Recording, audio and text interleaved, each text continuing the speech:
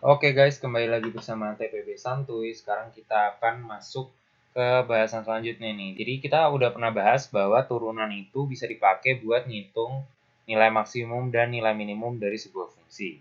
Nah, kita juga tahu bahwa buat ngelakuin itu prosedurnya adalah kita cari dulu nih titik kritisnya. Dan titik kritis itu adalah potensi-potensi titik maksimum atau titik minimum. Jadi titik kritis kan ada 3 ya. Yang pertama adalah titik stasioner yang turunannya 0, titik singular yang turunannya tidak ada, dan ujung selang, titik-titik di ujung selang gitu. Nah, kita cek tiga-tiganya nih, terus nanti kita tahu deh mana sih titik yang menghasilkan nilai maksimum dan mana sih titik yang menghasilkan nilai minimum dari fungsi tersebut pada suatu domain yang diberikan. Nah, sekarang kita akan bahas satu kasus khusus buat ini, titik stasioner, titik kritis yaitu titik stasioner, di mana turunannya 0.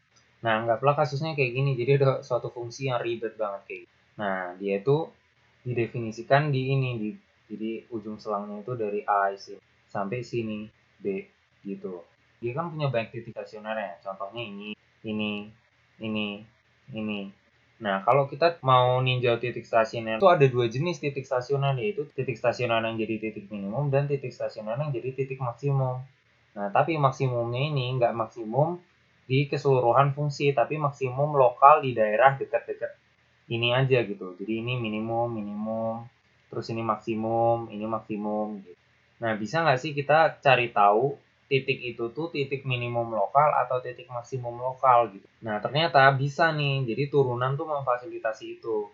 Nah, biar lebih jelas kita mau lihat ke kasus yang kita bahas di video sebelumnya tentang kemonotonan dan kecekungan. Jadi misalnya kita dikasih fungsi ini 2x pangkat 3 plus 3x kuadrat dikurang 12x ditambah 5. Nah, untuk nyari titik stasioner atau titik yang turunan pertamanya 0, nah maka kita dapetin titik stasioner ada. Titik stasionernya itu ketika x-nya minus 2 dan ketika x-nya itu 1.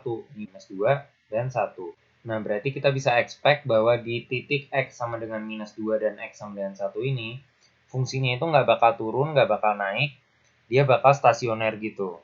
Nah, pertanyaannya adalah, di titik min 2 dan titik 1 ini, itu tuh minimum lokal atau maksimum lokal. Jadi minus 2 ini minimum atau maksimum, dan 1 ini maksimum atau minimum. Nah, jadi ada kriteria untuk menentukan apakah suatu titik merupakan titik maksimum lokal atau minimum lokal. Nah, kriteria pertama itu namanya uji turunan pertama. Dan yang kedua namanya uji turunan kedua. Ya, sebenarnya namanya gitu-gitu aja, cuman intinya gini. Kalau uji turunan pertama dibilang bahwa misalnya kita tinjau titik ini, minus 2. Kita tinjau titik ini, minus 2 ini.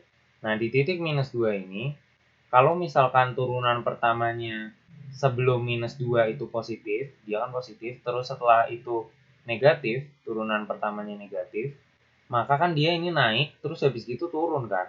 Nah, maka ini namanya adalah titik maksimum lokal.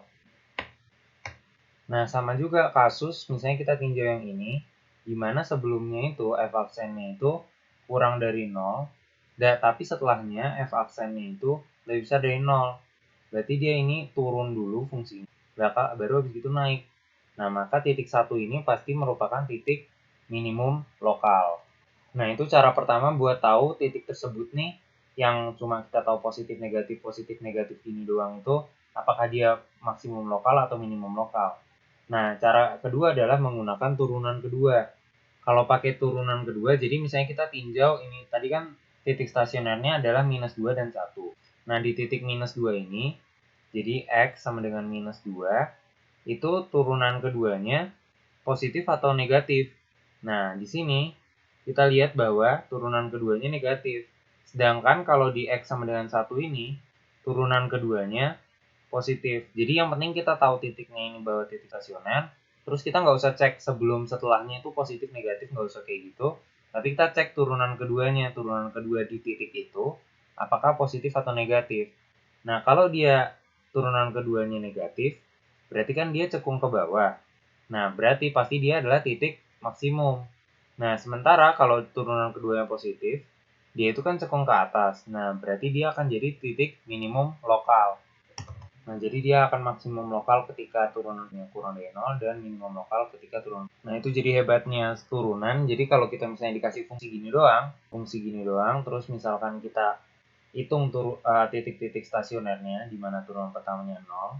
Nah, kita bisa cek nih apakah titik stasioner itu merupakan titik maksimum lokal atau minimum lokal dengan menganalisis turunan pertama sebelum atau sesudahnya pakai uji turunan metode pertama ini, atau pakai metode kedua dengan mengecek turunan kedua di tempat itu, apakah turunan kedua di tempat itu positif atau negatif. Nah, tapi ini cuma menentukan apakah titik tersebut itu minimum atau maksimum, tapi lokal, bukan global. Jadi belum tentu dia di seluruh domain F, dia itu yang paling gede.